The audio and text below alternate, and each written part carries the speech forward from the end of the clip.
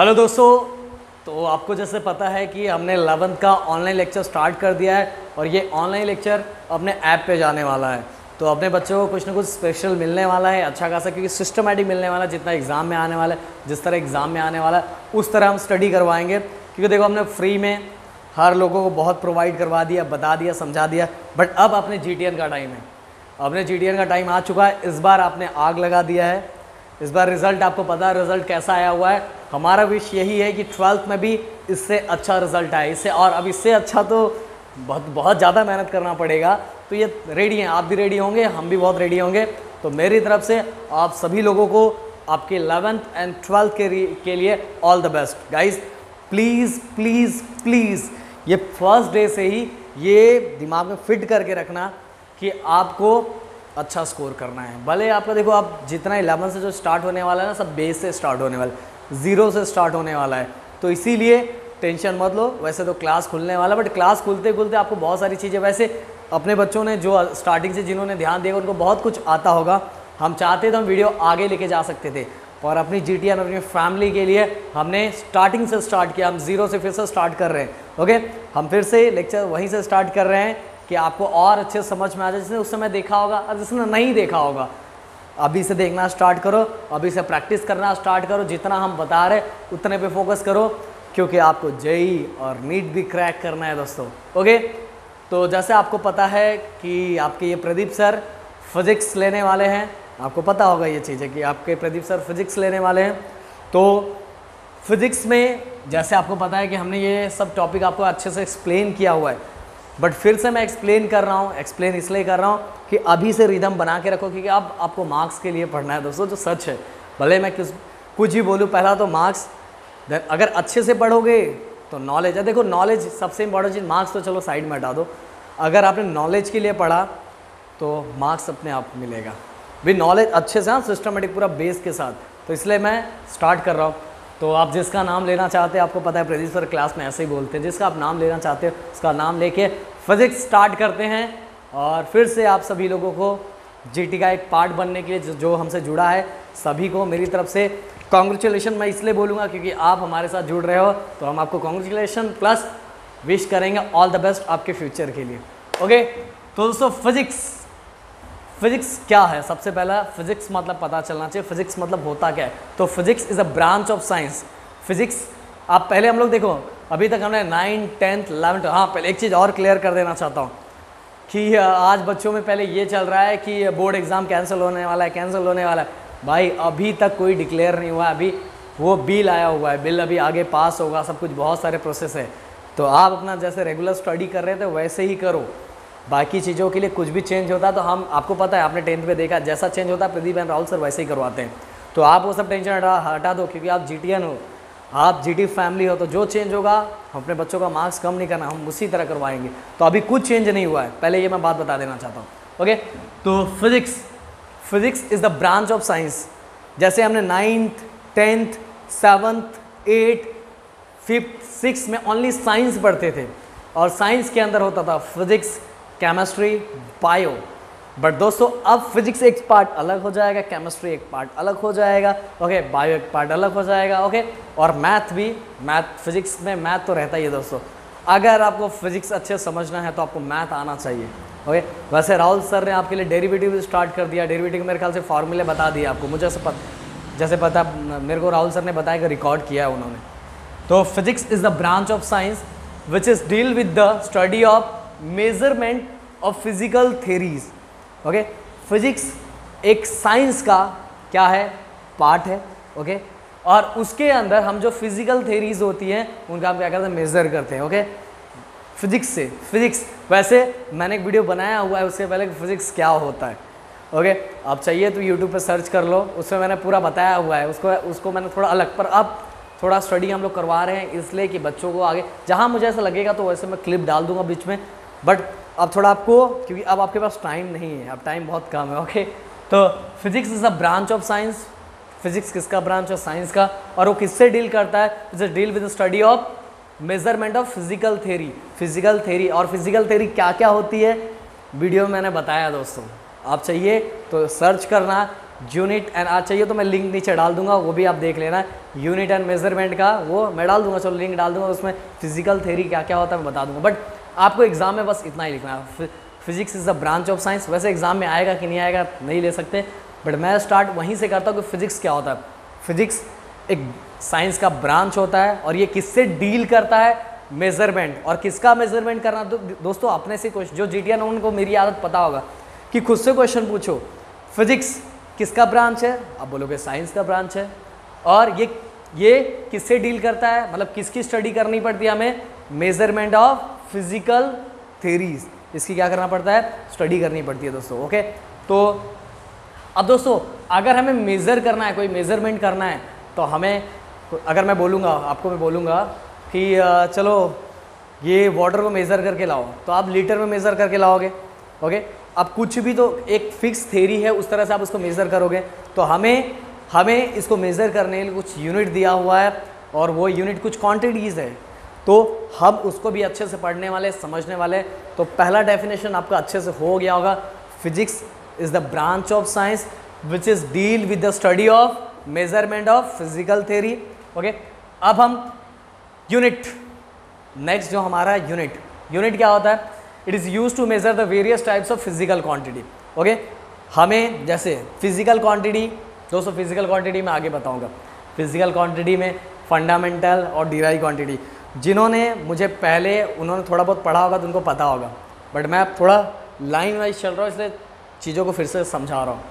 तो यूनिट आप बस अभी इतना समझो कि इसका यूज़ किस लिए किया जाता है, मेज़र करने के लिए। और मेज़र किसको मेज़र करने के लिए, एक अब साइंस में एक टर्म होता है जिसको फिजिकल क्वांटिटी बोलते हैं, और there are two types of physical quantity, first is a fundamental quantity and second is a derive quantity.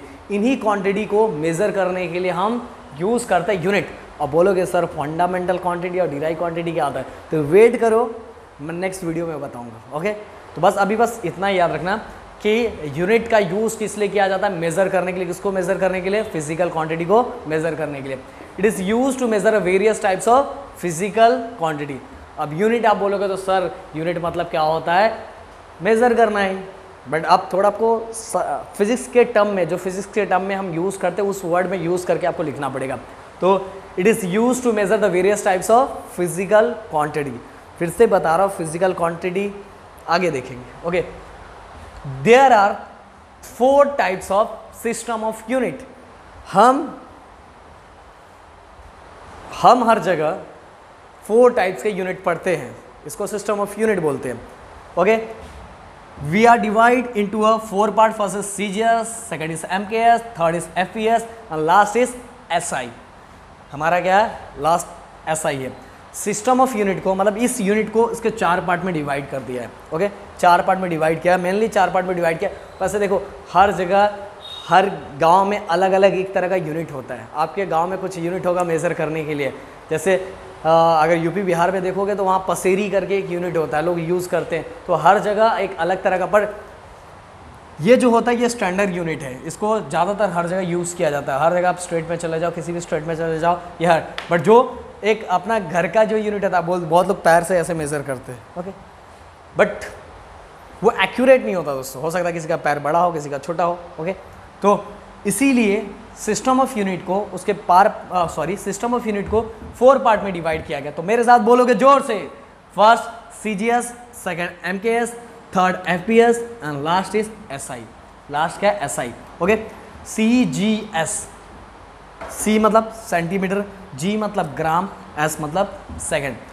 C centimetre, centimetre मतलब लेंथ को मेज़र करने के लिए, जी ग्राम वेट को मेज़र करने के लिए, एस सेकंड टाइम का सेकंड ही होगा। ओके, किसी भी सिस्टम ऑफ यूनिट में चले जाओ। देन एमकेएस, ये दोस्तों ये दोनों आप जानते होंगे, ये भी जानते हो, ये भी जानते हो, ये भी जानते होंगे, बट ये क्यों आया ये हो सकता है बहुत लोग नहीं जानते होंगे, तो प्रदीप सर बताएंगे, टेंशन मत लो। तो centimetre, gram and second is metre, kilogram and हमारा second MKS. Last foot, pound and second. ये जनरली दोस्तों ये अमेरिका में, अगर आप ब्रिटिश यूनिट होता है, आप देखोगे जाके, नहीं ब्रिटिश यूनिट तो यही है, ये आपने अगर अमेरिका यूएसए से कुछ भी सामान आता है तो उसके अंदर आप देखोगे पाउंड लिखा होता है। लिखा होता है। ओके, तो देखो हम यहाँ वेट को किलोग्राम में मेज़र कर रहे हैं, यहाँ किस में मेज़र कर रहे हैं, पाउंड में मेज़र कर रहे हैं। ओके, देखो तो लेंथ को यहाँ फुट में मेज़र किया जा रहा है, टाइम वहाँ भी सेकेंड है। तो जनरली हम अपनी कंट्री में ये यूज़ नहीं करते, पर कहीं बहुत जगह यूज़ किया जा रहा है। पर आप देखो वेट कहीं आता है तो वहाँ उस पर बाहर से कुछ भी वेट आता है तो उस पर पाउंड लिखा रहता है, बट हम अपने कंट्री में किलोग्राम ही यूज़ करते हैं। तो जनरली ये यूनिट बाहर यूज़ होता है। ओके, फॉरेन कंट्री में यूनिट ज़्यादा यूज़ होता है। तो एसआई का जो एक्चुअल नेम होता है वो वैसे बुक में यही लिखा है, international system of unit, but जो एक्चुअल इसका नाम था इंटरनेशनल सिस्टम डी यूनिट। आप चाहिए तो लिख के रख लो, international system de units. Okay, international system unit de units. Okay, ये नाम था, बट बुक में हमारे यही जो एक्चुअल जब ऐसा ही बना था तो उसको ऐसे प्रोनाउंस करते थे, international system de units. But अब अगर आप टीचर को ये बोलोगे तो टीचर हो सकता है रॉन्ग दे दे, क्योंकि टीचर ने स्टार्टिंग से नहीं पढ़ा होगा ना, सिस्टर ऐसा ही पता है। तो ऐसा ही आप एग्ज़ाम में यही लिखना, बट अपने नॉलेज के लिए याद रखना कि जब वो स्टार्ट हुआ था ऐसा ही तो उसका प्रोनाउंसिएशन कैसा था, international system de units. Okay, तो international system of unit. Okay, CGS means centimetre gram second, MKS metre kilogram second, foot pound second, international system of unit. Okay दोस्तों, अब डाउट, अगर आपने 9th में 10th में पढ़ा होगा तो हमेशा ये कंफ्यूज होगे कि बुक में ज़्यादातर ऐसा लिखा रहता है, राइट न्यूटन्स SI यूनिट और CGS यूनिट, यही लिखा रहता है। या SI यूनिट लिखने के लिए बोलते हैं या CGS, MKS अब नहीं ज़्यादातर लिखा रहता कहीं भी। हम लोग के टाइम MKS मिलता था, बट अब ये 2 यूनिट की बात होती है, या तो CGS या तो SI। सही बात बोल रहा हूँ कि नहीं? आपने एग्ज़ाम में लिख देखा होगा कि आपको किसी भी चीज़ का यूनिट लिखने के लिए आता है तो या तो SI बोलते हैं या तो CGS बोलते हैं। सही बात है नहीं? ये सही बोल रहा हूँ कि नहीं मैं? ओके, तो दोनों यूनिट। तो दोस्तों तो ये कहाँ गए? ये तो मैंने बता दिया फॉरेन में अभी भी यूज़ होता है, बट ये क्या है दोस्तों?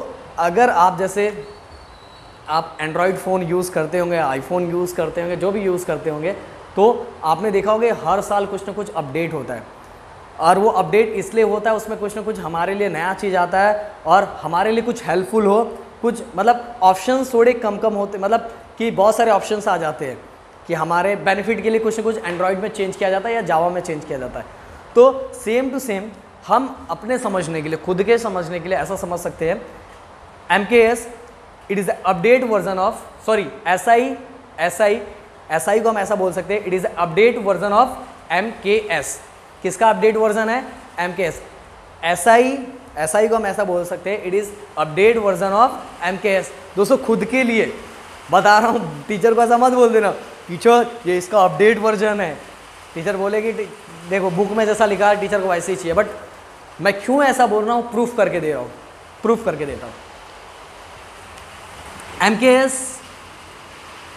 में लेंथ को मीटर बोलते हैं, SI में भी लेंथ को मीटर ही बोलते हैं।